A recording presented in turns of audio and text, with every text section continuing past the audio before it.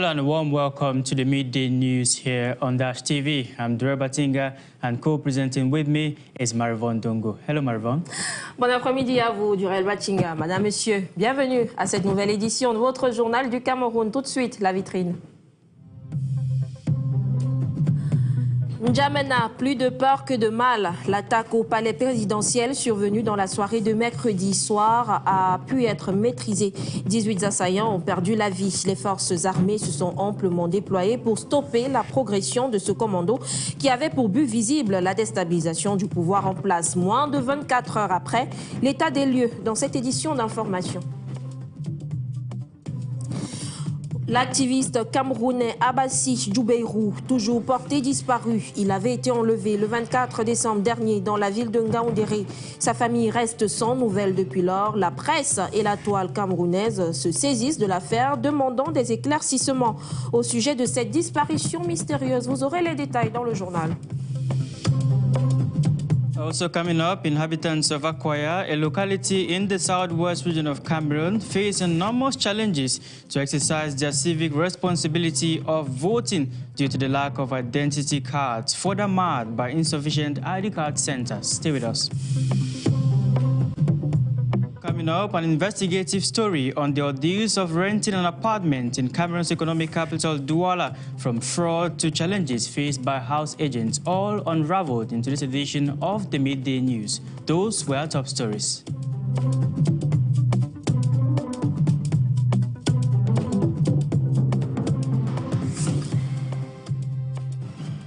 Thanks for joining us on today's Midday News on Dash TV. We begin today's newscast in Chad, where at least 19 people have been killed in an attempt by armed fighters to storm the presidential complex in the capital, N'Djamena. At least 18 of a force of 24 armed men were killed in the field assault on the president's office on Wednesday evening, the government said, and one member of the security forces also died in the gun battle. Marivon Dongo. Oui, nous parlons justement de cette situation qui s'est déroulée au Tchad la nuit dernière. N'Djamena a vécu une nuit d'angoisse. Un commando composé d'une vingtaine d'individus armés a attaqué le palais présidentiel. Heureusement, l'armée tchadienne a pu réagir à temps, neutralisant les assaillants. Vous l'avez dit, Durel Bachinga, 18 d'entre eux ont perdu la vie. Si la situation est désormais sous contrôle, les raisons de cette attaque restent encore floues. Les détails avec Larissa Libom. Abderrahmane Koulamala, le porte-parole du gouvernement et ministre des Affaires étrangères, a affirmé que la situation est totalement maîtrisée. La situation est sous contrôle. C'est un petit incident qui s'est passé. Je suis actuellement à la présidence de la République. Comme vous voyez, il n'y a absolument rien. Tout est calme. Je veux que vous soyez rassurés. On est là et nous défendrons notre pays au prix de notre sang. Soyez calmes. Il n'y a rien, il n'y a absolument rien. Nous sommes tous mobilisés, les forces de défense et de sécurité sont mobilisées et tout a été éradiqué, toute cette tentative de déstabilisation a été éradiquée. Une vingtaine d'individus armés de couteaux et de coupe-coupe ont tenté d'accéder au palais présidentiel dans la nuit du 8 janvier 2025, simulant une panne de véhicule. Les échanges de tirs avec les forces de sécurité ont duré plusieurs heures. Le bilan officiel est lourd et fait état de 19 morts, dont 18 assaillants et un membre des forces de l'ordre. Cet incident survient quelques heures seulement après la visite en N'Djamena de Wang Yi, ministre chinois des Affaires étrangères, qui a eu plusieurs entretiens avec des dirigeants tchadiens, dont un à la présidence avec le chef de l'État Mahamat Idriss Déby. Le gouvernement a rapidement écarté la piste terroriste, affirmant qu'il s'agissait d'un acte isolé et désespéré commis par des jeunes de la capitale. Il faut rappeler que le Tchad s'apprête à achever une période transitoire de 3 ans avec la tenue fin décembre dernier d'élections législatives, provinciales et communales. Les résultats de ces élections sont attendus mi-janvier. Elles ont été boycottées par l'opposition, notamment le parti Les Transformateurs de l'ancien Premier ministre Succès Masra. Parallèlement, le Tchad connaît des tensions avec la France suite au retrait amorcé en décembre dernier des forces françaises qui disposent d'une base militaire importante en N'Djamena. Ce retrait, prévu pour être achevé d'ici le 31 janvier 2025, a suscité des tensions entre les deux pays. Une situation dont nous vous rendrons compte de l'évolution dans nos prochaines éditions d'information. Je vous l'annonçais également en titre. Pendant ce temps, quelques kilomètres plus loin, dans la région de l'Adamawa, un événement malheureux tient la ville en haleine et abondamment relayé par la presse camerounaise. Il s'agit de la disparition de l'activiste Abassi Djoubeirou le 24 décembre dernier. C'était en Gaoundéré. Selon certaines sources, il aurait été enlevé par des hommes et conduit à bord d'un véhicule vers une destination inconnue. Sa famille, jusqu'ici, est sans nouvelles. Il avait récemment publié une vidéo peu polémique sur les réseaux sociaux où il dénonçait de potentielles fraudes électorales. Les détails. 14 jours plus tard, la disparition de l'activiste Abassi Djoubeirou continue d'être relayée. Ce quotidien privé parle de la disparition d'un témoin gênant dans ce qu'il qualifie de scandale de CNI. L'activiste camerounais célèbre dans la région de l'Adamawa est porté disparu depuis le 24 décembre dernier. Il aurait été enlevé par des hommes non identifiés à bord d'un véhicule et conduit vers une destination inconnue. Une disparition mystérieuse après la diffusion par l'activiste sur les réseaux sociaux d'une vidéo polémique. Dans celle-ci, on voit un homme habillé aux couleurs du parti au pouvoir, en détention de milliers de CNI dans une résidence privée en Gaoundéré. Abassi Djoubeirou crie alors à la fraude électorale. Il y voit une situation de production frauduleuse de carte nationale d'identité. Ses proches estiment que ces images seraient l'élément déclencheur de son enlèvement. Sa famille a fait le tour des commissariats de la ville, des hôpitaux, sans jamais obtenir la moindre information. La société civile n'est pas silencieuse non plus. Sa photo est abondamment relayée sur la toile, réclamant la libération de l'activiste. Pour Aristide Monod, analyste politique, le silence du gouvernement sur cette affaire donne à s'interroger. Un scénario qui fait penser à une disparition tout aussi mystérieuse, celle de Martinez Zogo, il y a 2 ans maintenant. Des milliers de Camerounais commentent au quotidien des publications. Ils réclament des réponses immédiates. Une disparition pouvant en cacher une autre. Cela fait exactement 100 jours que le sous-préfet de Idabato, Roland Iwane, a été enlevé dans sa circonscription administrative par des hommes non identifiés qui l'ont emmené vers le Nigeria voisin. Après des tortures suivies de demandes de rançon par les bourreaux, la situation est toujours au statu quo, plongeant sa famille dans la douleur, mais surtout dans l'incertitude de le retrouver en vie. Nous reconstituons les faits avec Serge Bertrand ici. 1er octobre 2024, 8 janvier 2025, 100 jours maintenant que le calvaire de l'administrateur civil de la localité de Idabato, Roland Iwane dure. Enlevé et torturé par des individus non encore identifiés, l'on est toujours sans nouvelles du sous-préfet, si ce n'est des images de torture qui ont circulé sur les réseaux sociaux et dans lesquelles il suppliait les Camerounais, sous la pression des douleurs atroces, de payer la rançon exigée par ces tortionnaires pour sa libération. De l'avis des observateurs, la situation est d'autant plus préoccupante puisqu'il s'agit quand même du représentant du chef de l'État. Je n'imagine pas la diplomatie camerounaise aussi faible que ça pour ne pas savoir dans quelle main il se trouve. À un moment donné, on nous a fait savoir qu'il serait quelque part au Nigeria, mais quoi qu'il en soit, où qu'il se trouve, il faut pouvoir identifier ceux qui sont à l'origine de son enlèvement et de cette torture, faire tout le nécessaire pour qu'il retrouve la liberté. C'est quand même le représentant du président de la République. C'est quand même un haut commis de l'État. Plus encore en peine du fait de la situation, c'est sa famille, notamment son épouse, qui aujourd'hui est à bout de souffle dans sa quête pour sa libération. Mais le risque, selon le juriste, serait toute initiative personnelle de sa part à entrer en contact direct avec les ravisseurs. Son seul recours serait alors de mettre davantage de pression sur les autorités dans ce sens. Je pense que le seul recours qu'ils ont à faire, c'est de faire pression en permanence sur le gouvernement pour que ce dernier mette en place ses méthodes de diplomatie, ses meilleurs diplomates pour voir de quoi il est question. Mais ça questionne quand même sur la nature, sur l'état de notre diplomatie.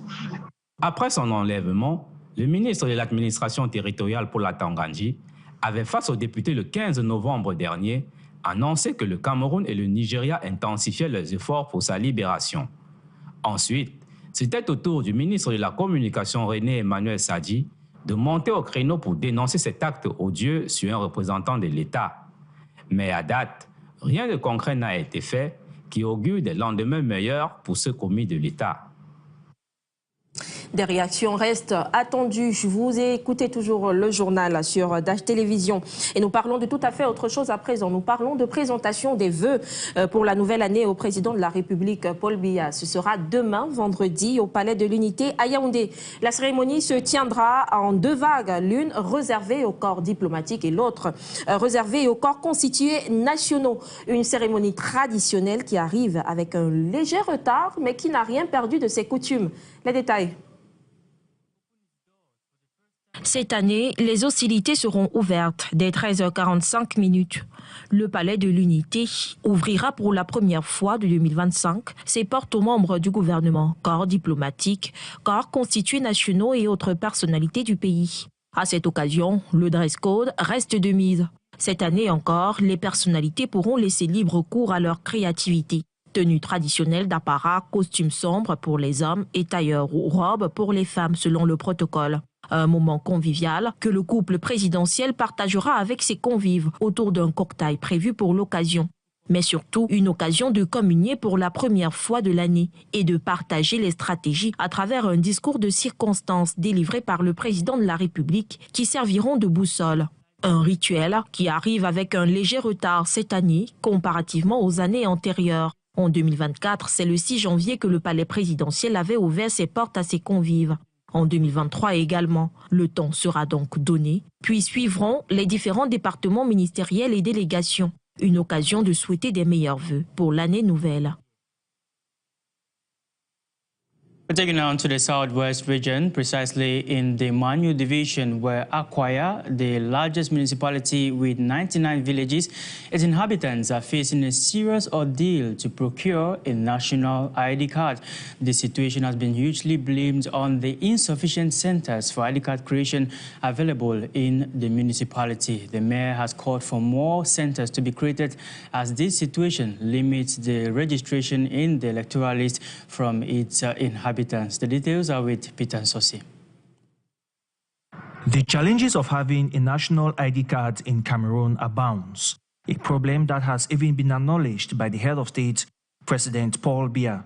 In Akwaya, Manu division of the southwest region, having the document is an uphill task. Akwaya subdivision was created in 1963, and we have never had, since then up to now, Akwaya has never had an identification center. So the big challenge is that we have a vast population that have turned the age of voting, but have not been able to have their names entered in the electoral register because of the lack of ID cards. For an Akwaya man to come to me for an ID card, it needs at least 60,000 francs.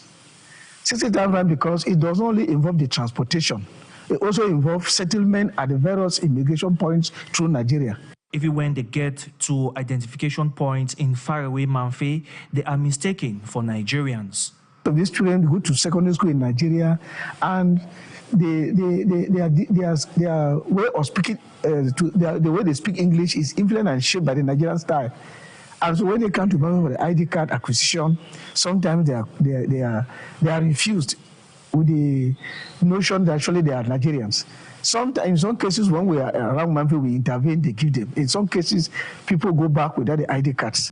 As the 2025 voter registration exercise begins, the need to have a center for the issuance of national ID cards in Akwaya is paramount. That the center is created first in Akwaya town. Then, since the Akwaya is still operating on these customary court areas, so each of the headquarters of the customary court areas should have an identification post. We are calling on government to see how to assist the Akwaya people have that center so that we can have our population of Akwaya get into the electoral register so that we can have our voting strength increased.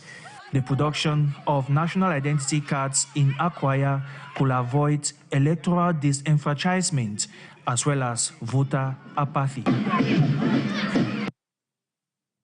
Thank you very much, Peter and Sosi. The Cameroon Bar Association will elect a new president on April 12, 2025. This comes after a previously scheduled meeting was postponed due to disagreement between the President of the General Assembly and the Cameroon Bar Council. The details are with Patricia Ipupa. It has been announced that the elective General Assembly of the Council of the National Order of Cameroonian Barrister will not be held on 12 April 2025. The President of the General Assembly, Barrister Claire Kunwa, has just expressed his dismay at the resolution rather than the conclusion contained in the communique that sanctioned the cancellation meeting initiated by the Conference of Former Presidents of the Order of Cameroonian Barrister held in Yaoundé on 3rd January, a document to which he did not add his signature. In the letter signed on 8 January 2025 and addressed to the lawyers of the Cameroon Bar, the former president of the conference and its president, Barrister Claire Kunwa, stressed that for a communique to be sent should be brought to his attention beforehand in order to ensure that all the lines contained therein corresponded precisely to the agreed expression, that a joint communication signed by the parties concerned had to be drawn up in order to express the points of agreement in a common way, and that under no circumstances should the competency of one of the other operating bodies be infringed. The lawyer deployed these and described the behavior of his colleague, which he considered to be totally disrespectful to the office of the president of the association, and which, in his opinion, reflected the contentious and condescending feelings towards the office of president of the General Assembly expressed by certain former bar. With regard to the new date for the next ordinary elective General Assembly of the bar, everything now depends on the availability of the budget and the creation of the Commission for the popularization, demonstration, and stimulation of the digital process and the budget allocated to it, says Barrister Claire Kunwa. As a reminder, at the end of the meeting conveyed by the wise men of the National Bar of Cameroon to resolve these internal disputes that were preventing the holding of the effective General Assembly, initially scheduled for 18 January 2025, the new date of 12 April 2025 was announced in accordance with the legal provision governing the organization of the legal profession and the internal regulation of the bar. Well, April 12 is Patricia Ipupa. Now, the Minister of Secondary Education, Professor Naluva Lyonga, has announced new grading rules for official examinations in the French subsystem of education. Only a grade of at least 10 on 20 will be accepted. The English language as well has been announced among the first grade subject that needs to be validated by all candidates for them to be accepted in the official examinations. Well, after the announcement of these new reforms, Dash TV took out to the economic capital of Douala to talk to parents and candidates on what they think about the new decision from the Minister of Secondary Education. Their reactions are in this report. In the economic capital Douala, the latest changes from the Minister of Secondary Education has been warmly received by some parents. C'est une bonne idée que le ministre a pris une décision comme ça. I love the decision the minister has taken because these days parents just push their children. They fail exams, they don't learn well. You will see a child today who has a baccalaureate with an empty head because their parents push them instead of taking measures to ensure that they learn properly. For me, it's good because it allows the children to work hard, and when they work hard, they are going to see for themselves. That's education. The deliberations are over 8.50, 9.50. The old method of admissibility is now a thing of the past. The new deal brings a lot of demands. Learners, in all, appreciate differently. I think the minister's decision is good for us because it enables only qualified students to have the baccalaureate, and who will be better placed to make good decisions in the future. The decision is good. We have been warned before the exams. We are going to work even harder. I'm not afraid because in school I always have 12 and above. It's not now that I'm going to have less than 10. I think every student has to work hard to succeed and merit the promotion.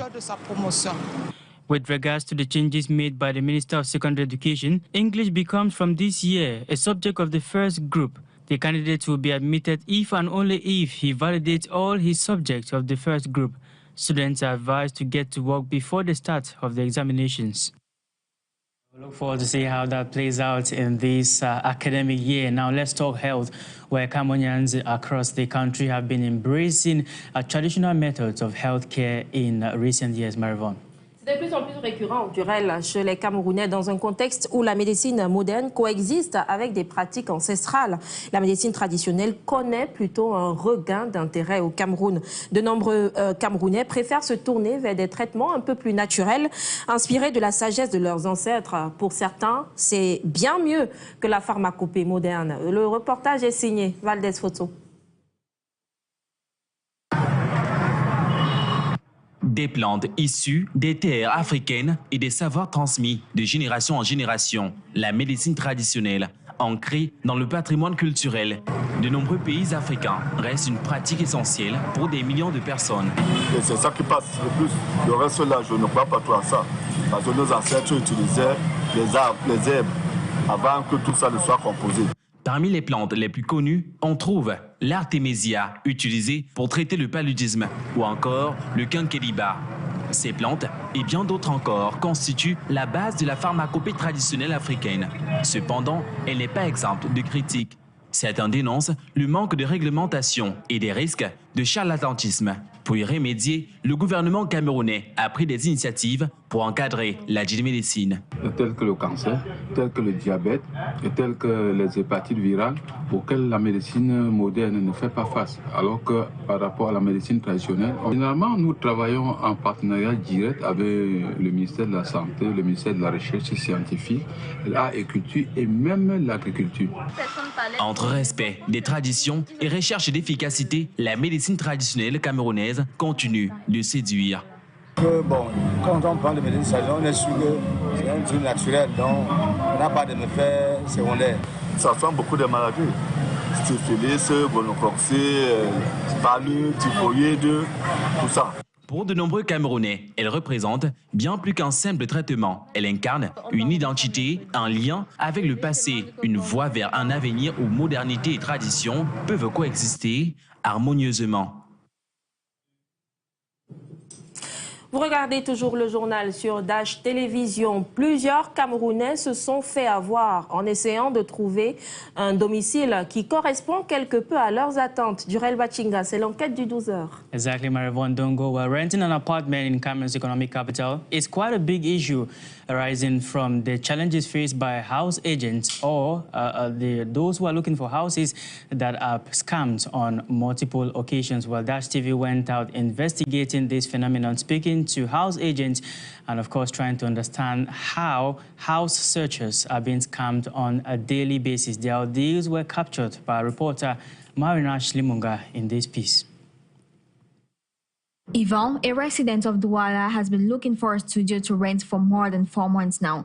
His adventure begins with a long series of visits with different real estate agents. Very quickly, he realizes that the market is saturated and that rent prices are high. The available properties do not meet up with his expectations or are located in disreputable neighborhoods, yet he has high demands. So once I was looking for a house, I contacted the house agent. I told him exactly what I wanted, so he brought me to a house and I liked the house. We agreed on the amount to pay to the landlord. We paid the amount, but 1 week, 2 weeks, 3 weeks, I was not able to enter the house. So I was duped by the landlord, and I guess it was the landlord and the house agent. They collected my money and I was not able to get back into the house. And it was an experience that really traumatized me. But now I'm still looking for another house. I just need to work with them because it's easier working with them. During his search, Ivan has been a victim of scam. A crook real estate agent asked him for visit fee and an advance for a property. After paying, he discovers that the studio is already occupied by another young man. It has not been the best because some of them, they know exactly what you want, the type of house you want to rent.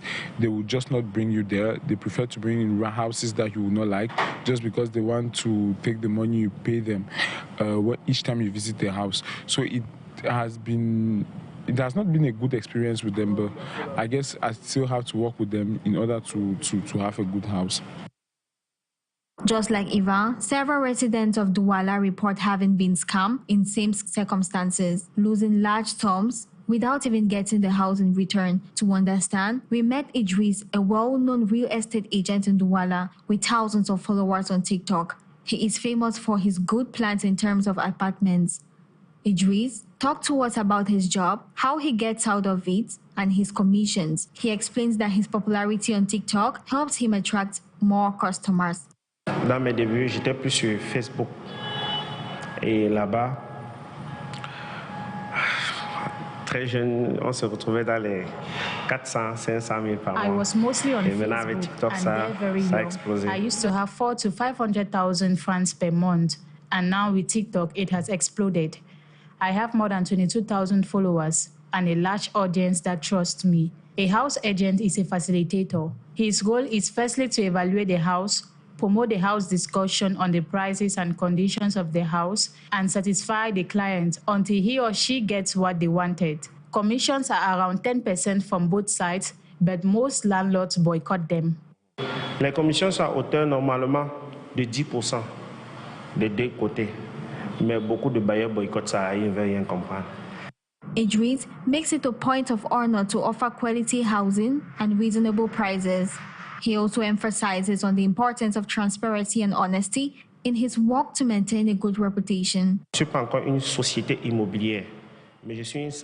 I am not a real estate company, but I am a SAL, and I operate with the authorization of a real estate agency, since the state allows us to, and when a client comes to get a house, we sign the commitments together. In an employment contract, we put the terms, conditions, and percentages. Et les pourcentages, il doit nous reverser. Dre shares with us an incident where a client refused to pay his commission after finding a house for him. He specifies that even real estate agents are faced with misadventures of all kinds.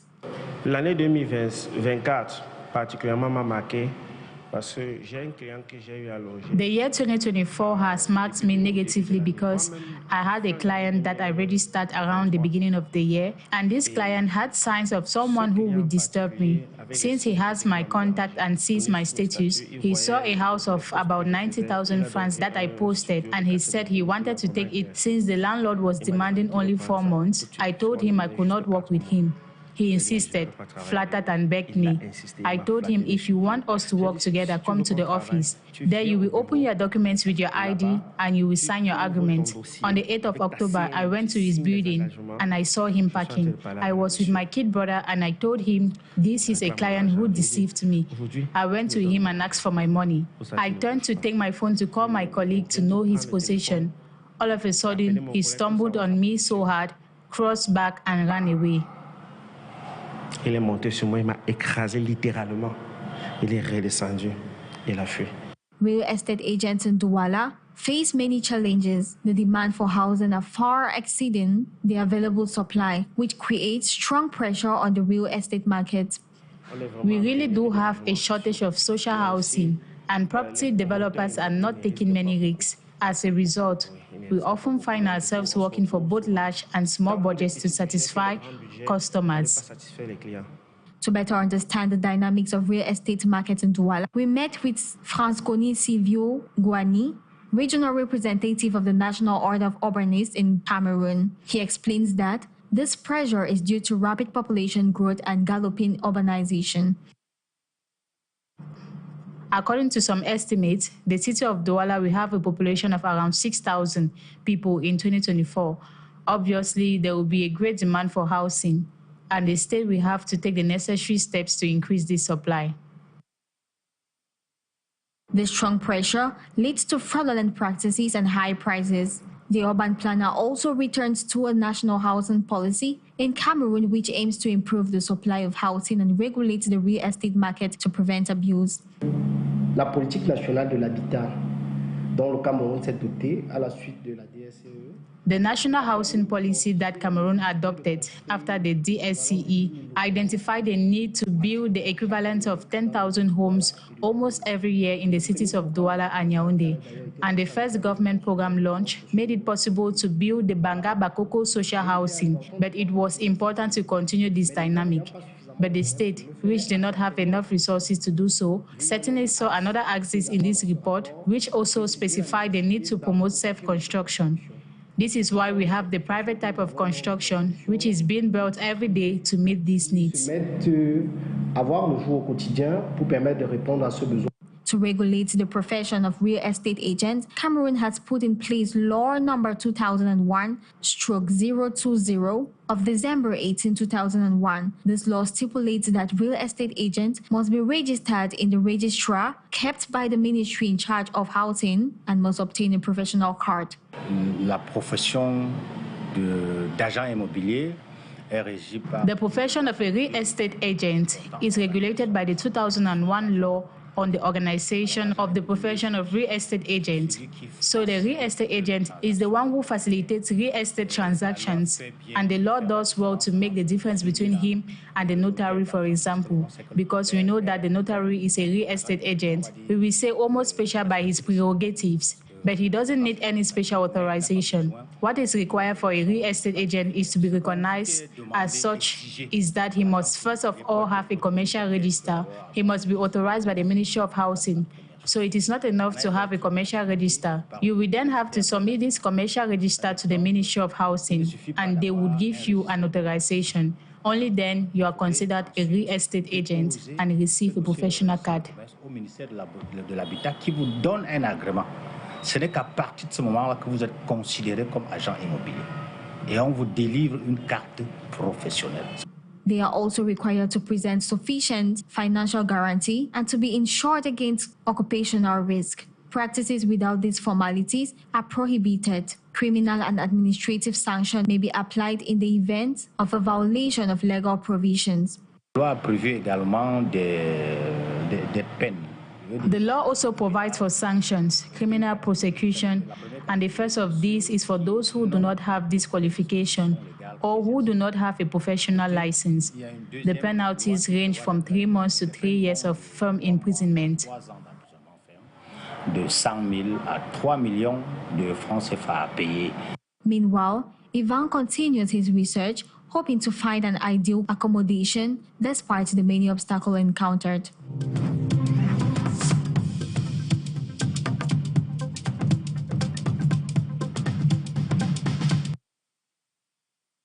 Still on to the midday news here on Dash TV, and this is the second part. We begin with Sports Flash, and sportsman Crossy Sanders Bangé has joined us, Marivon. Oui, Crossy Sanders Bangé qui débarque avec plein d'énergie jeudi. Ça fait plaisir en tout cas de le voir avec autant d'énergie. Crossy Sanders, c'est un plaisir. Bienvenue. Marivon. Merci Marivon, merci du Rail. Vous êtes très joyeux. J'ai pas envie de vous demander ce qui vous rend aussi joyeux. Vraiment, vous allez me le dire en off. Hier, on parlait de jeudi de... Non, c'était jeudi de quoi?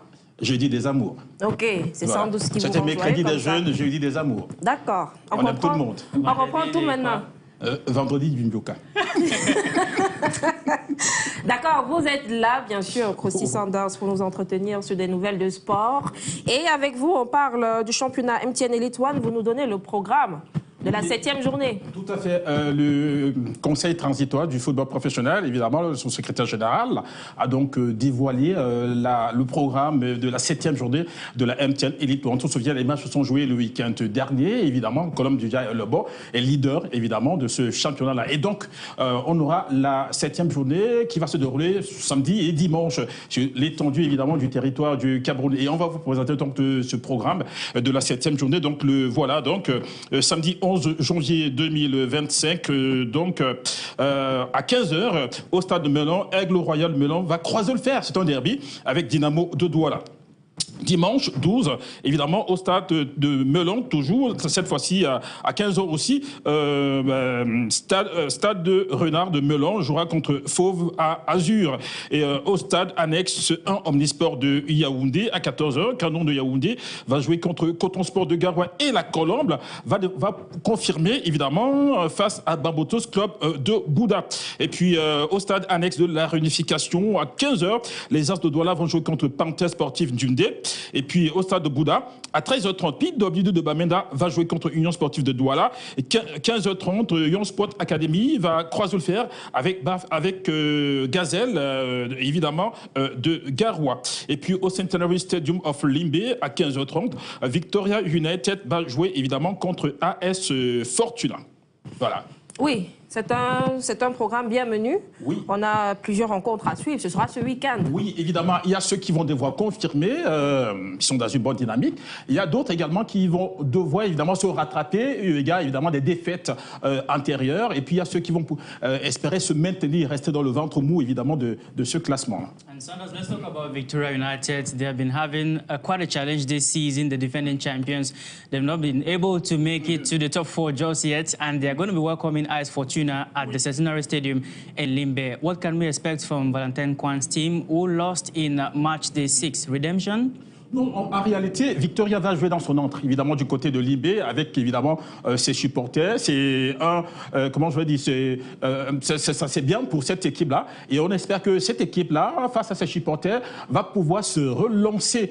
Parce qu'en réalité, l'objectif pour Valentin, quand il reste, évidemment, le championnat, remporter le championnat, cette saison, c'est qu'on est seulement à 6 journées. On va attaquer avec la 7e, avec également des recrues qui arrivent au sein de cette équipe-là. On espère que l'équipe va se relancer de la plus belle des manières et va commencer évidemment à gagner, comme le souhaite évidemment son président Valentin Coin, qui aime bien quand son équipe joue ce qu'il appelait du tiki-taka. Et donc on espère que Victoria va faire plaisir à son public, va faire plaisir à toute la région du sud-ouest et va faire plaisir également au beau football comme on l'aime. Allez au popo. Allez au popo, like, voilà like, justement. like they say in their stadiums. But Colombe has been unbeaten this season so far. 6 matches, they've not lost a single game. They top the league and they're going to be taking on Bambutus in match day 7. Is it an opportunity for Richard Toa's team to continue the unbeaten streak? Mais évidemment, c'est-à-dire avec Richard Toa, évidemment, on est dans la même dynamique. En réalité, rien n'a changé. Et le moral est au beau fixe. On se prépare comme on peut se préparer. On a les armes pour aller battre, évidemment, cette équipe de Bambutus Skol de Bouddha également, qui est pas du tout serein depuis le début de la saison. Donc, Colombe va continuer, comme a d'ailleurs fini la saison dernière, en étant évidemment en remportant la Coupe du Cameroun. Colombe, évidemment, qui est leader de ce championnat. Et Colombe va continuer dans cette même dynamique. Évidemment, c'est ce qu'on attend de Colombe. Et derrière, on attend de cette équipe de Bambutus également qu'elle se réveille. Mais est-ce que Bambutus va se réveiller ou est-ce que Colombe va confirmer? Mais on verra ça lors de cette 7e journée. Bien sûr, on verra quelle sera l'issue de cette 7e journée. On parle cette fois de MTN Elitou. Vous nous donnez également le programme de la 5e journée. Ben oui, évidemment, le comité transitoire également. Autant on a publié le programme de la première journée, autant on a publié également le programme de la MTN Elite. Tout, évidemment, on va jouer la 5e.